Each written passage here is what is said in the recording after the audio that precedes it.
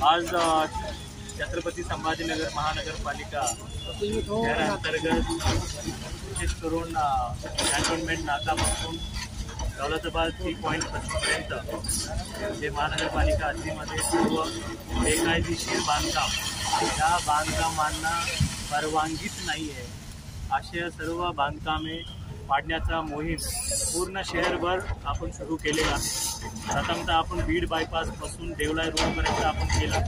आता देवलाई रोडपासून पुढं आपण याच्यानंतर एक बारीबारीने आपण घेणार आहे आणि आज जवळपास 600 इमारती किंवा टेम्पररी परमनंट स्ट्रक्चर आपण या ठिकाणी पाडण्याचं काम सुरू केलं। आज माझ्या बाजूला मिस्टर बाबूलाल महापुरे साहेब आहेत। बेकायदेशीर बांधकाम त्यांनी 5-7 महिन्यापूर्वीच त्यांनी बांधकाम केलं होतं, परंतु दुर्दैवाने त्याला मला तोडावं लागलं। जर ते परवानगी घेतला असता ते त्यांचा एवढा नुकसान झाला नसता। आणि तसेच शहरामध्ये आम्हाला सांगायचे की बेकायदेशीर बांधकाम तुम्ही बिना परवानगीने बांधकाम करू नका, तुम्ही परवानगी घ्या आणि परवानगी घेत असताना काही अडचण आला नक्कीच तुम्ही आयुक्त अपर आयुक्तपर्यंत तुम्ही लगेच येऊ शकता। आणि विशेष करून आता ज्या भागामध्ये बरेच भागामध्ये बेकायदेशीर बांधकामं केल्यामुळे त्याला गुंठेवारी अधिनियमामध्ये नियमानुकूल आपल्याला करता येतं।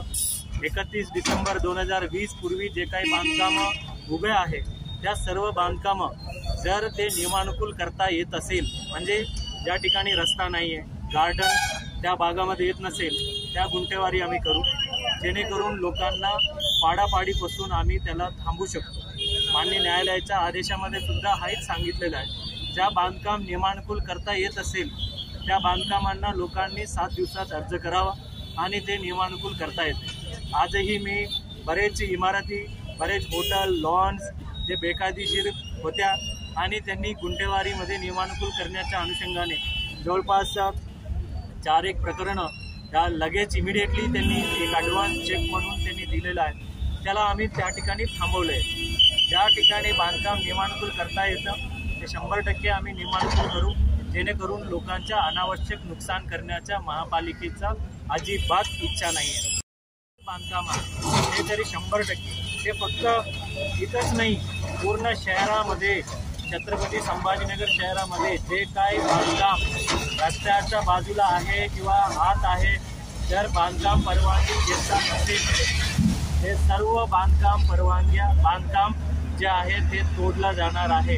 त्यामुळे मी नागरिकांना आवाहन करतो, कळकळीचा विनंती करतो की तुम्ही तुमच्या बेकायदेशीर बांधकाम असेल, परवानगी घेतला नसेल, तुम्ही ताबडतोब महापालिकेचा तुम्ही अर्ज करा, गुंठेवारी नियमानुकूल करावा, अन्यथा मला नाईलाजाने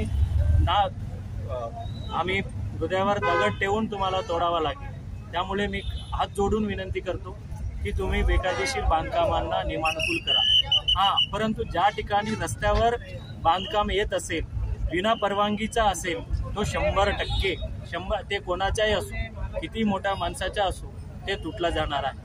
आणि ज्या ठिकाणी परवानगी घेऊन पुढे येऊन सरकला असेल, रस्त्याचा अतिक्रमण करत असेल, त्याही बांधकामं तोडलं जाणार आहे। आणि एक महत्त्वाचा प्रश्न लोक विचारत आहेत हे की लगेच रस्ता करणार आहे का? 100% ज्या ठिकाणी या रस्त्यासाठी लोकांनी ऑलरेडी महापालिकेला जागा हँडओव्हर केलेली असेल त्या ठिकाणी आम्ही 100% रस्ता करणार। परंतु ज्या लोकांनी अजून हँडओव्हर केले नसेल त्या ठिकाणी आम्ही जोर जबरदस्तीने काहीही करणार नाही। त्याला शासकीय प्रक्रिया ज्यामध्ये TDR असेल किंवा लँड ॲक्विजिशन ॲक्ट असेल त्या माध्यमातूनच आम्ही घेऊन लोकांना हे मोबदला करणार आहे। त्यामुळे अजून एक विनंती करतो, बरेच लोकांना ह्या विकास चांगला वाटतो, ज्या लोकांना गरीब जो कोणी बेघर होत असेल, आपण ऑगस्ट 15पर्यंत त्यांना मुभा दिलेला आहे, परंतु तरी त्यांना बेघर होत असेल, काही सामाजिक संस्थांना मी विनंती करतो त्याला जबाबदारी घ्यावा। शासन म्हणून 2.5 लाख रुपये PMAY आणि 2 लाख रुपये लेबर डिपार्टमेंटच्या माध्यमातून 4.5 लाख रुपये भेटतात। अजून काही लोकांनी हा सामाजिक जबाबदारी उचलून जर केला, मग हा शहर विकास होत असताना कोणीही माघार किंवा बेघर राहणार नाही, एवढंच मी या ठिकाणी आवाहन करतो। थँक्यू.